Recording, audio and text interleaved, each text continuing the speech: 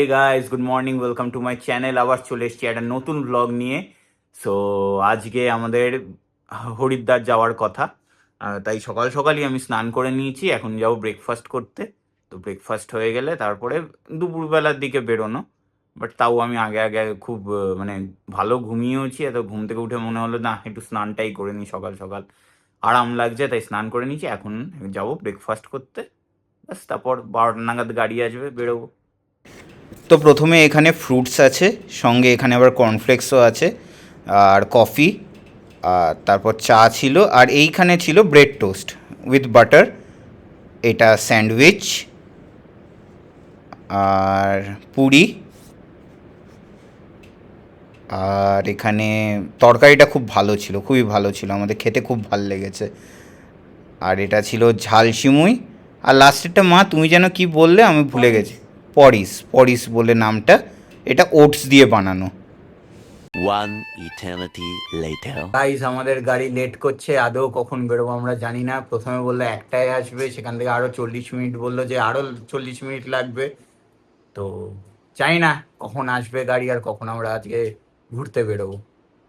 Guys, এখনো গাড়ি আসেনি, 2টো বাজতে চললো, এখনো গাড়ির কোনো সিন নেই। কি যে হবে কে জানে আমাদের।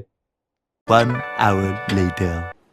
গাইজ, আমাদের প্ল্যান আজকে ক্যান্সেল হয়ে গেল, পুরো একদম বাজে অবস্থা। কারণ যেখানে ড্রাইভার এখন রয়েছে সেখানে লাইভ লোকেশন দিয়ে সেখানে দেখলাম এখনো 55 মিনিটেরও ওপর লাগবে এখানে আসতে। তারপর আমাদের 2 ঘন্টা যেতেই লাগবে হরিদ্বার, এত জ্যাম ট্যাম কাটিয়ে। তো গিয়ে শুধু গঙ্গা আরতি তো দেখে লাভ নেই। সো আমরা আজকে প্ল্যানটা পুরোই ক্যান্সেল। আর এখন আমরা অনেক ভেবেছিলাম যে দায়ার তো খুব ইচ্ছা ছিল, মারও ইচ্ছা ছিল ঘি ভাত খাবে বেগুন ভাজা দিয়ে হরিদ্বারে, কিন্তু সেটা আলু ভাজা দিয়ে, কিন্তু সেটাও হলো না। এখন সেই আমাদেরই হোটেলে আমাদের আবার মনে হয় একই খাবার খেতে হবে। কিচ্ছু হলো না, সব গল্প হয়ে গেছে এখানে, সব গল্প। এবার দেখা যাক আজকে কি হয় না হয়, কোথাও বেরোয় না বেরোই। হ্যাঁ, এই আশেপাশেই যাবো, এখানেই ঘুরবো। সেটাও দেখতে হবে যদি কিছু পাওয়া যায়, যদি না কিছুই পাওয়া না যায় তাহলে আর কি, হোটেলে লেটকে পড়ে থাকো। আজকের ব্লগ হলো কি হোটেলে কি করে লেটকে পড়ে থাকতে হয়, তাহলে এটাই হবে। খাচ্ছি হলাম আজকে ভেজ বিরিয়ানি, এখানে সবই তো ভেজ, তাই ভেজ বিরিয়ানি। রায়তা, আলু মটর, ভিন্ডি do pyaza, dal tadka, steam rice.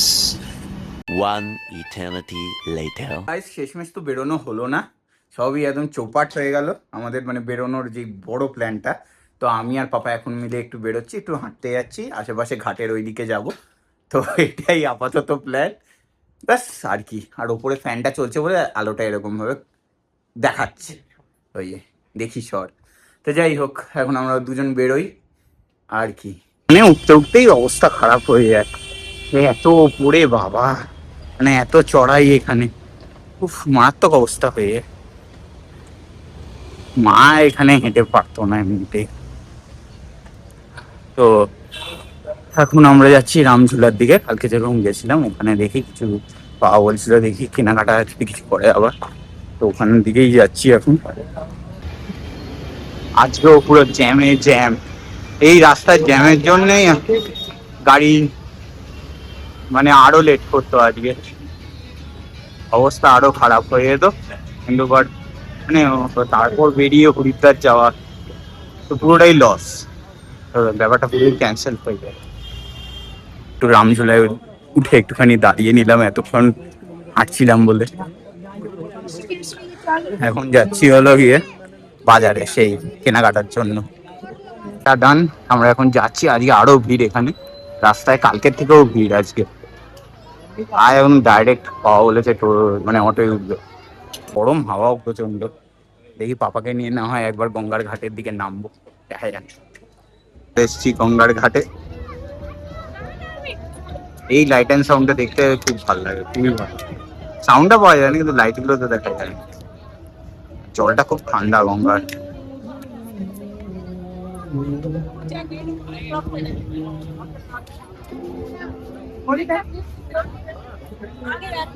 One hour later. So পাপার সাথে ঘুরে এসে তারপরে কিছুক্ষণ রেস্ট নিয়ে আমরা ডিনার করতে চলে এসেছি। আর আজকে যা যা ঘটেছে তার রিভিউ দেবে হলো গিয়ে আমার দিয়া। রিভিউ কি মানে তার যা যা ঘটেছে সেগুলোই ওই বলবে, ও বলেছে ও বলবে। তো আমরা ভাবিনি ঋষিকেশে আমাদের সাথে এরকম একটা জিনিস ঘটবে। আচ্ছা, ফিডব্যাকটা রুমে গিয়ে দেওয়া হবে। এটা হলো গিয়ে বাটার নান, এটা হলো গিয়ে এটা কি যেন ছিল, আলু মটর আর চানা মশলা। 1 hour later. তো ভাই যেটা বলছিল আজকে আমাদের মানে যাচ্ছে তাই এক্সপিরিয়েন্স। এমনি আমার ঋষিকেশে ঢোকার পর থেকে ভাল লাগছিল না। কেন সবাই এই জায়গাটাকে এত ভালো বলে, বা যে কোনো ইনস্টাগ্রাম রিলসে আমি দেখি অ্যাস্থেটিক ভাইবস অ্যান্ড অল, আমি কোনোটাই এখানে ফিল করিনি। হ্যাঁ, তো আবার কারেন্ট চলে গেছে। এই নিয়ে বোধহয় ১০ নম্বর বার গেল না ১১ নম্বর বার গেল। আজকে সারাদিনে মানে পাগল করা। কিন্তু তাও ভালো ইনভার্টার আছে, ওই জন্য অতটা কিছু ফিল করতে পারছি না। স্টিল কারেন্ট যাচ্ছে।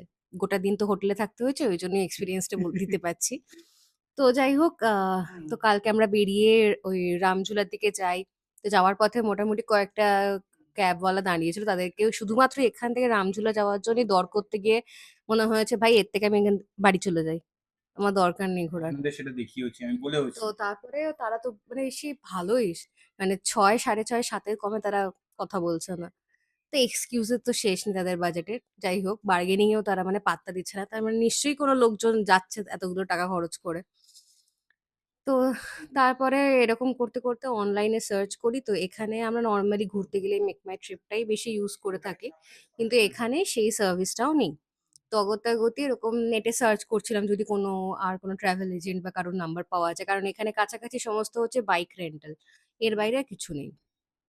যেরকম ওই হোস্টেল বা আইটি হাবের লোকেরা চলে যায় না, হোস্টেলে কি থাকে, তারপর একটা বাইক রেন্ট করে নিয়ে ৫০০ টাকায় চালিয়ে দেয়। কিন্তু মা বাবা আছে, তাদেরকে নিয়ে তো এগুলো পসিবল না। তো যাই হোক, তারপরে আমরা একটা ওরকম সার্ভিস থেকে অ্যাডভান্স দিয়ে বুক করি। বুক করার পর তো কথা হয়েছিল হচ্ছে গিয়ে আজকে ১২টায় আমরা এখান থেকে হোটেল থেকে রওনা দেবো। ভালো কথা। ব্রেকফাস্ট সেরে আমরা সবাই রেডি হয়ে আছি। ড্রাইভার জানালো তার আসতে এখনো ১ ঘন্টা লাগবে। ভালো। ১ ঘন্টা ১টা নাগাদ সে বলছে সে নাকি মানে যার থ্রুতে আমরা পেয়েছি, সে বলছে যে সেই ড্রাইভার গেছে এয়ারপোর্টে ড্রপ করতে।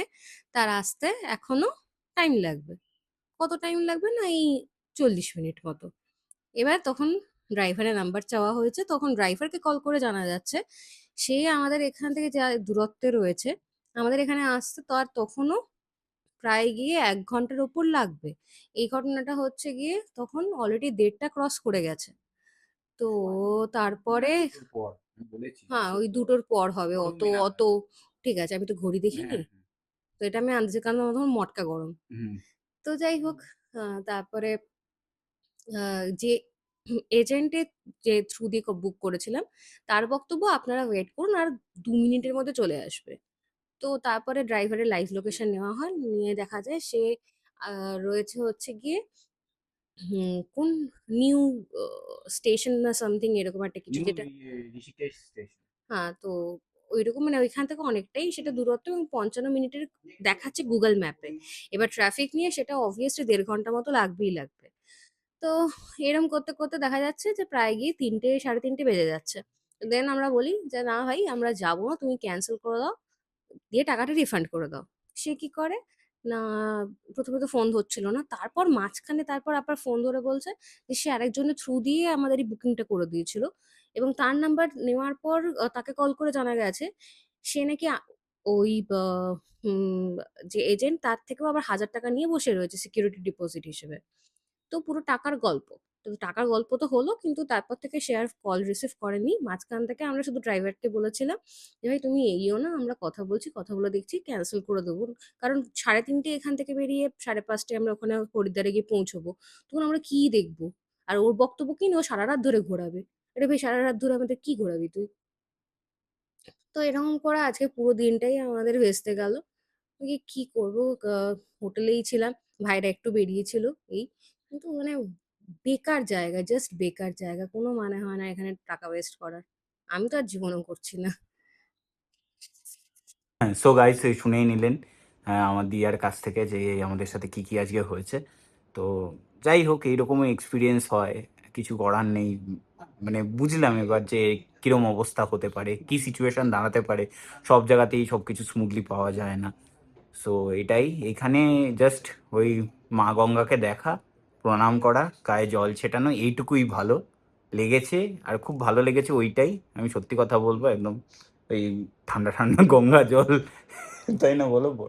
ওটার ওটার এক্সপিরিয়েন্স করতে হলে তো এখানেই আসতে হবে, কিন্তু তাছাড়া আর সব যা যা আছে ওগুলো সত্যিই ভালো লাগেনি। যেটা যেটা সত্যি সেটাই বলছি, কোনো বাড়িয়েও বলবো না, কোনো বানিয়েও বলবো না। না, যে- তার মধ্যে আবার চারধাম যাত্রা শুরু হয়েছে। হ্যাঁ, এখন চারধাম যাত্রাও শুরু হয়েছে। তো এই সব মিলিয়ে, ক্রাউড বেশি। হ্যাঁ ক্রাউড মানে আপনাদের দেখিয়েছি, ক্রাউড বিশাল এখানে। আর কয়েকক্ষণ মানে কয়েকটা জায়গায় তো ক্রাউড ভালো না, ভালোই না একদম।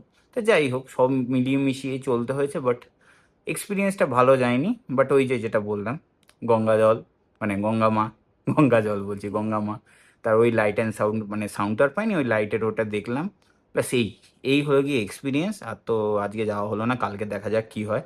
কালকে সব ঠাকুর ঠাকুর করে হয়ে গেলেই হলো, কারণ আমাদের তো আবার ফেরা আছে না। তো 5টায় বাস, 5টা না 5:30টায়, তো তার মধ্যে তো সব কমপ্লিট করে বাস স্টপে যেতেই হবে। তো দেখা যাক এবার। সো আজকের ভ্লগ এই অবধি। ভিডিওটা ভালো লাগলে লাইক করবেন, চ্যানেলে নতুন হলে সাবস্ক্রাইব করবেন। দেখা হচ্ছে পরের ভ্লগে। Thanks for watching, bye by.